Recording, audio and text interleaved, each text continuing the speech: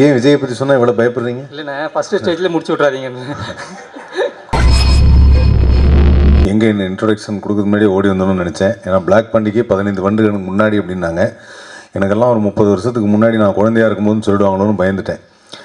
இருந்தாலும் வந்து சுமையா கோசருக்கு நன்றி. அண்ட் இந்த படத்துடைய இந்த இசை வெளியீட்டு விழாவிற்கு வந்திருக்கும் அனைத்து சிறப்பு விருந்தினர்களுக்கும் என் மனமார்ந்த நன்றியை தெரிவித்துக்கிறேன். ஸோ அருமையான ஒரு வாய்ப்பை கொடுத்துருக்காரு டைரக்டர் கார்த்தீஸ்வரன்.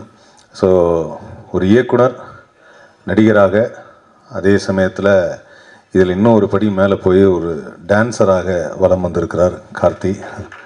சாதாரணம் இல்லை. அது அந்த கடைசியில் அந்த பாட்டில் லாஸ்ட் மொமெண்ட் டான்ஸ் ஆடும்போது வழக்கமாக எல்லாரும் அந்த விஜய் படத்தில் ஒரு டைலாக் வரும், அண்ணா அந்த லாஸ்ட்டு டான்ஸ்னா அப்படின்வாங்க. அந்த மாதிரி வந்து லாஸ்ட்டு விஜயை விட அதிகமான டைம் ஆடியிருக்காரு.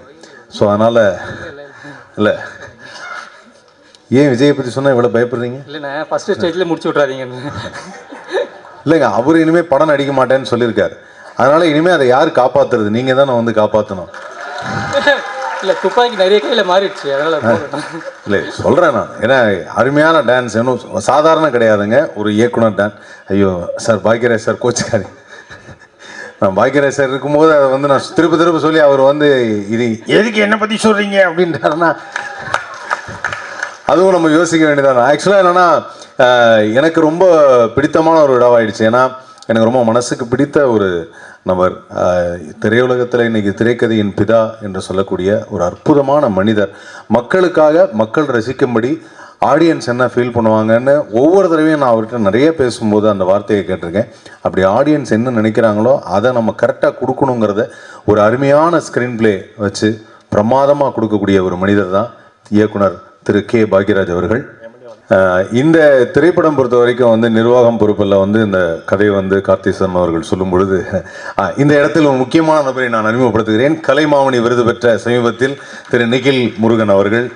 எனக்கு இவர் வாங்கினா நான் வாங்கின மாதிரி, ஏன்னா அவர் வாய்ஸை நானும் பேசுவேன். இந்த மேடைக்கு வந்திருக்க எல்லோரும் ரொம்ப சிறப்பான ஒரு நபர்கள்.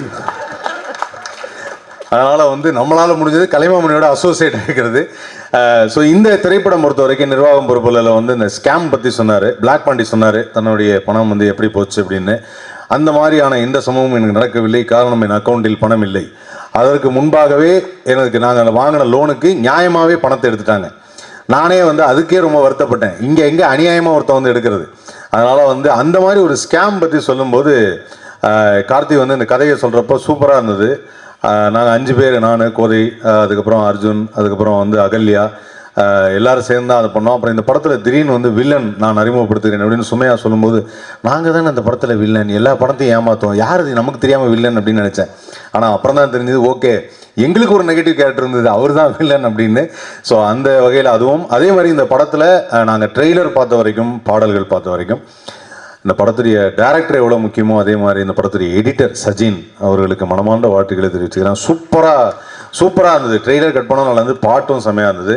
அண்ட் விழாவின் நாயகன், தேசிய விருது பெற்ற நமது இசையமைப்பாளர் ஸ்ரீகாந்த் தேவா, அவர் வந்து அமைதியாக இருந்து நம்ம பார்த்ததே கிடையாது. ஆனால் நல்ல மெலடி சாங்லாம் போடுவார். இருந்தாலும் அவர் ஃபேமஸே என்னென்னா, சார் இன்னும் ஃபாஸ்ட்டாக அப்படின்வாங்க. அதனால் எவ்வளோ ஃபாஸ்ட்டாக கேட்டாலும் பாட்டு போடக்கூடிய ஒரு அற்புதமான இசையமைப்பாளர் ஸ்ரீகாந்த் தேவா அவர்கள். அவருக்கும் மனமார்ந்த நன்றியை தெரிவிச்சுக்கிறேன். இந்த விழாவின் நாயகன், இந்த திரைப்படத்தின் ப்ரொடியூசர். இந்த மாதிரி ஒரு படத்துக்கு வந்து ப்ரொடியூஸ் பண்ணும்போது டைரக்டர் எப்போவுமே அந்த வார்த்தையை சொல்கிறதுக்கு ரெடியாக இருக்கலாம், நாங்கள்லாம் பொறுப்பு இல்லை சார் இந்த படத்துக்குன்னு. பட் இருந்தாலும் அதையும் மீறி ப்ரொடியூசர் அவருக்கு வந்து ஃபுல் சப்போர்ட் கொடுத்துருக்காரு. அவருக்கும் வந்து நான் மனமார்ந்த நன்றியை தெரிவிச்சுக்கிறேன். அண்ட் இந்த படத்துடைய நடிகர்கள், நம்ம கூட நடித்த பிளாக் பாண்டி அவர்கள், அதுக்கப்புறம் டான்ஸ் மாஸ்டர் சுரேஷ் மாஸ்டர் பற்றி சொன்னோம் அப்படின்னு பார்த்தீங்கன்னா, அவர்கிட்ட வரும்போதே நம்ம கொஞ்சம் இந்த போனன் ஜாயிண்ட்லாம் போயிட்டு ஹாஸ்பிட்டல்லாம் போயிட்டு கொஞ்சம் ரெடி ஆகிட்டு தான் வரணும். அவர் எப்போ எந்த படத்துக்கு டான்ஸ் பண்ணாலும் முட்டி போடு, கீழே விழு, முட்டியில் கமான், உட்காந்து எந்திரிங்க அப்படிங்கிறார். வாழ்க்கையில் நம்ம பண்ணாத விஷயம் எல்லாத்தையும் பண்ண சொல்லுவார்.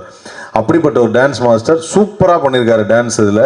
அதில் நமது கதாநாயகன், இயக்குனர் அவரை வந்து ஆட வச்சது, அதுவும் அந்த கடைசி ஒரு பிட்டாக ஒரு லாஸ்ட் மினிட் எகெயின், அது விஜய்க்கு பிறகு அவர்தான் என்று சொல்லி அதை நான் வாழ்த்துகிறேன். அதுக்கப்புறம் வந்து இந்த படத்துடைய கேமராமேன் ராஜேஷ், பிரமாதமான கேமராமேன். ஆனால் இந்த படத்தில் எல்லா இடத்துக்கும் எங்களை கூப்பிட்டு போனாருங்க. சாங்க்கு மட்டும் கூப்பிட்டு போகல, அங்கே மட்டும் காஷ்மீர் போயிட்டு வந்துட்டாங்க.